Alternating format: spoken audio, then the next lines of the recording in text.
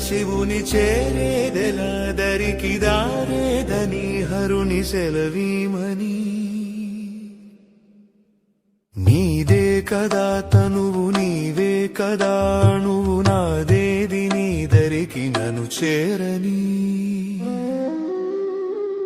నా శ్వాస నీకు నా నీరాజనముగను నా స్వరము నీకు నా అభిషేకముగను ఈ తనువు నీకు నా నైవేద్యముగను నా కర్మలే నీకు పరిచర్యలుగను అక్షరములు నీకు అక్షతలుగాను పదమాలలను నీకు పూమాలికగను కరతాళ ధ్వనులివే మేళ తాళాలుగను సేవించనా నిన్ను నీ భక్తునిగను